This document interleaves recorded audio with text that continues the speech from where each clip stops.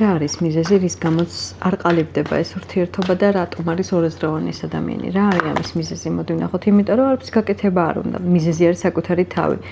გადმოვარდა, ნახე, მისით გადმოვარდა გოგონებო. ეს არის ის, რომ ეს ადამიანი არის მანიპულატორი, არასწორი, აბსოლუტურად გამოსწორებაც არ უნდა.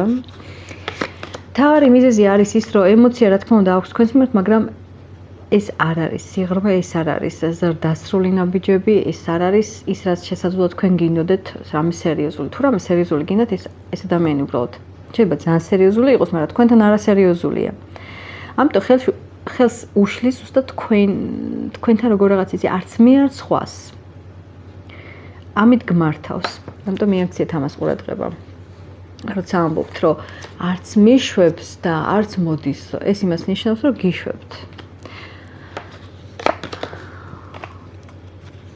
ნახე, რამხელა განსხვავებაა თქვენს ენერგიებსა და მის ენერგიებს შორის.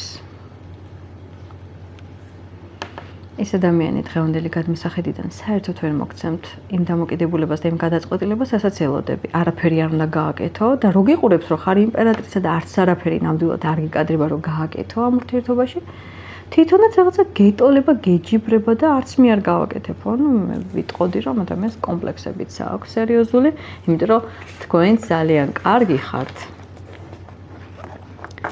და შესაბამისად ჭირდება გამოხატვა მაქსიმალური გრძნობების, ჩადოს რესურსი ამ ურთიერთობაში და მიიღოს ზუსტი გადაწყვეტილება. ბოლოს და ბოლოს უნდა თუ არ უნდა.